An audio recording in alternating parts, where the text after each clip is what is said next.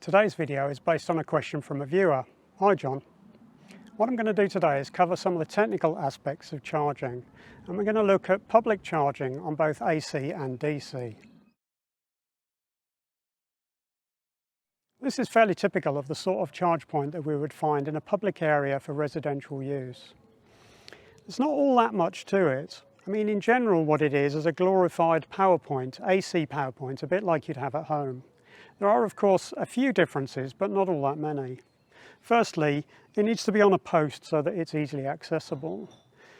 It needs to be weather resistant because it's outside, and it needs to be able to cope with inclement weather. Then it needs to have some way of turning it on and off, usually via a payment app or with an RFID card, so that it's not on all the time. Finally, there's a very simple safety circuit which checks to make sure that there's a car plugged in and that it's ready to accept charge before it will turn on. In the UK and in Europe, we use a Type 2 connector for AC charging. The Type 2 connector is capable of up to 3-phase 43 kilowatt charging. However, it can also be used for single phase, and it's more common for it to be used for about 7 kilowatts single phase, or sometimes up to 22 kilowatts 3-phase, but there aren't all that many cars that accept 3-phase charge. As you can see with this charge point, it's often the case that the cables are not included. You will need to bring your own cable to this type of charge point. You plug it into the post, you plug it into the car, and then you enable the charge, usually through an app or perhaps with an RFID card. The modus operandi of this charger is that we're going to take AC power and feed that to the car, and then the onboard charger on the car will convert that AC to DC in order to charge the battery. The problem with AC charging really is the size of the charger and the weight of the charger as we try to get more power in more quickly. That charger needs to be bigger and heavier the faster we try to put current through it, and eventually it becomes a bit unreasonable to expect something that big to be on something mobile like a car. And for that reason, that's why we have DC rapid charging. So this is a DC rapid charger. As you can see, this is a pretty beefy unit. There's quite a lot going on here. This, unlike the AC charge point we saw earlier, this is actually a charger in the real sense.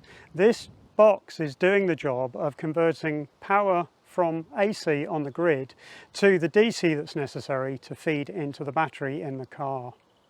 In this process, the onboard charger on the car is bypassed completely, and this charger is doing the job of controlling the voltage and the current being fed to the battery.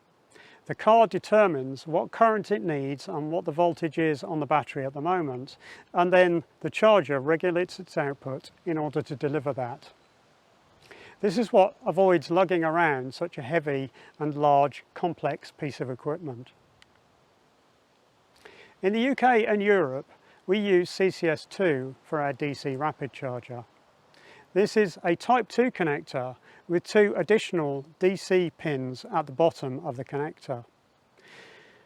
The communication is still done using the pins on the Type 2 connector, but the power is delivered through those DC pins at the bottom of the connector. There is a complex dance of negotiation between the charger and the car in order to work out how much power to deliver at any moment in time. It uses a complex communication protocol which is quite difficult to make to work. This machine is capable of very high current delivery, many hundreds of amps, and indeed many machines deliver so much current that these cables not only carry current, but they carry a fluid around the outside in order to cool the cable and the connector on the car. And it's all this equipment that makes these machines so expensive. These will be 10 to 20 times, if not more, the price of the AC charge point that we saw earlier. Now, DC rapid chargers are not so common as AC charge points. That means we need to play nicely with them when we're using them. We must be sure not to hog rapid chargers. They are a limited resource. We should plug in we should get the charge we need and then unplug and move the car so that someone else can get to it. And indeed, there is a way in which that is encouraged, which is that they charge overstay fees if you stay connected and you're not charging. So beware of overstay fees. Make sure that if you're going to use a DC rapid charger, that you plug in, you get what you need, and then you get on your way again as soon as possible. Now, DC rapid chargers are very expensive. But I hear you asking, why do you care? Why is that your problem? And to some extent, I agree that it shouldn't be your problem as to how we invest in the charging infrastructure network. Except that there are a couple of very practical things that come out of the cost of a DC rapid charger. The first one is that they are more expensive to use than AC charge points. The network operators have an investment to recoup, and so they charge extra money to use a DC rapid charger over and above the cost of using an AC charge point. So it will cost you more to use one than it would to use an AC charge point instead. The second thing is, because they're so expensive and so big and take up lots of space, there are going to be far fewer of these than there are AC charge points. After all, we have AC everywhere, it's ubiquitous, and adding an extra AC charge point is pretty straightforward.